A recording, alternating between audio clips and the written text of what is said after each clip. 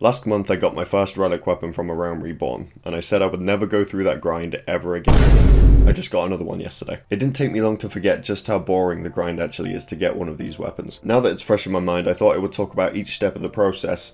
Not as a guide, I'm not going to be telling you where to go or what to do, anything like that. I'm just going to talk about how long, tedious, and just what each step requires for you to complete it, so that you can decide for yourself whether or not it's worth it. There's plenty of people that give up at certain stages, and I feel like if you're going to start it, you might as well finish it. So let's start at the beginning. I'm going to go through the big grindy sections of this quest. One of the earliest steps in the quest will involve you collecting 12 atma. This involves you going to different areas and completing fates with your weapon equipped. Once you complete the fate, it's not guaranteed that you're going to get the atma that you need, so you might need to complete multiple fates before it drops. I have heard that this step used to be a lot worse and they've improved the drop rates, and I will say it's not that bad of a step. There are 2 or 3 that might require 5+ fates before you get the drop, but this step isn't really that bad compared to some of the later steps. This next step is where a lot of people give up.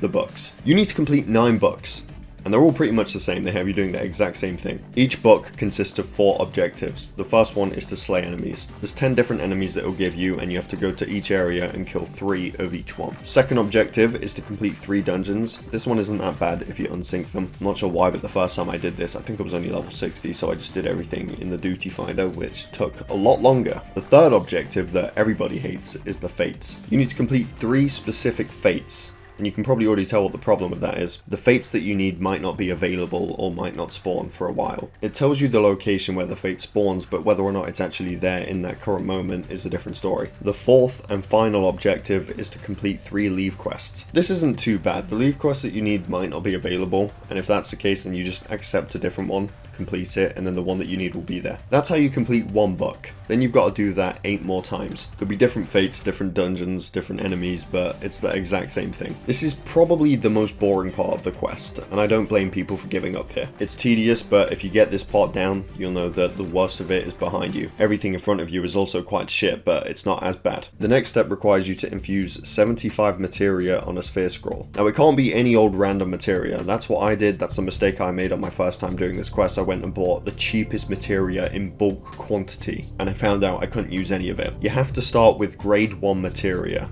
and then after you've infused enough of those, you move on to grade 2, then grade 3, then grade 4. The more you infuse, there is an increased risk of the materia breaking, so you might need more than 75 total. But before any of that, you need alexandrite. You need this to infuse the materia onto the scroll. You need 1 alexandrite per materia, so you're going to need 75, but the good news is it won't break if the infusion fails. You'll lose the materia, but you won't lose the alexandrite. Now, how do you get this? Well, apparently there's multiple ways, but the only way that I know and the quickest way, treasure maps. Each treasure map gives you 5 alexandrite, so you're going to need to do this 15 times. But each treasure map for me only took 2 to 3 minutes on average. It will show you a small part of a map, and it will tell you the location. You have to line it up and find out where the treasure chest is. They're really easy because you can just look at the outline of the map, a specific shape or something. So each one will take you about 3 minutes. Every time you open a chest, you will be swarmed with enemies, so you do have to defeat them. But again, if you're level 90, level 80, you should be able to wipe them out easily. If you do that 15 times, you'll have enough alexandrite to start infusing the materia. And just remember, we new players have it easy because I believe 1 treasure map back in the day used to equate to 1 alexandrite. Now, different materia will increase different stats on the weapon, but ultimately this doesn't matter because you're not going to be using the weapon. You're just going to be glamming it to look like the relic. So I would say use whatever the hell you can get your hands on. Next up, we have light farming. This is another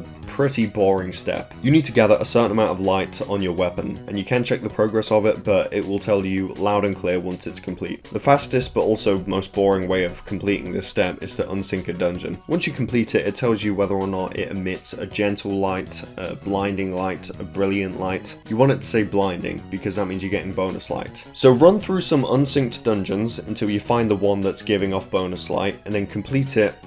I don't know how many times, a lot of times until you finish the step. It's boring, but if you want to complete this step within an hour or 2, I'd say it's worth it. I'd say start with Ore and Veil, see if that one's giving off bonus light because that is the fastest one to complete. Takes about 2 minutes, 20 seconds to complete. You can just run straight to the end on Ore and Veil. There's no keys to pick up or switches to activate. Put on a Netflix show, put on a YouTube video, and just grind it out. The next big step are 4 repeatable quests. Now this step will drain your finances, so I hope you have a lot of gil. There's 4 quests that you need to take up, right? And they're all essentially the same. They all have you complete 4 dungeons. They all ask for a bombard core, which is 20,000 seals from your grand company. They'll all ask for a specific item that can be bought from an NPC for 100,000 each, which means that you're going to have to spend a minimum of 400k for those items from the NPCs. I say minimum because each NPC requires 2 additional items, and the fastest way to get them is to buy them from the market board. But because people know that these items are required for the Relic Weapon quest, they sell them for ridiculous prices. I'd say the lowest you'll get each item is for 50k. I'm lazy.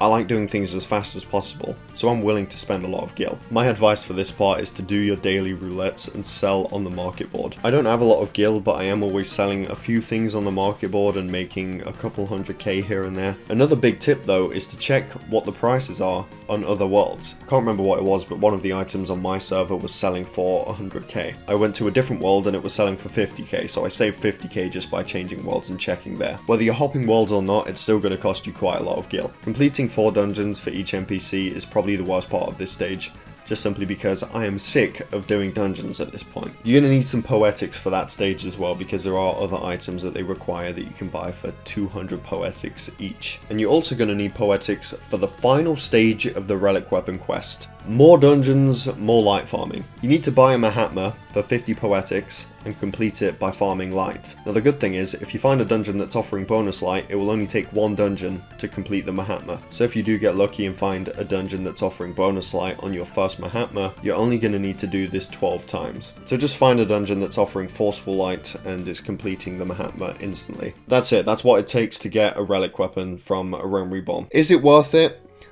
I mean, I don't know, they look cool. I would recommend checking out the Heavensward Relic first, because they are a lot easier to get. They also look really good. In my opinion, the A Realm Reborn relics and the Heavensward ones are the best in the game so far. If you're like me, and you looked at them all and thought the A Realm Reborn relic looks the best, then go for it. Will I be getting a 3rd one at some point soon?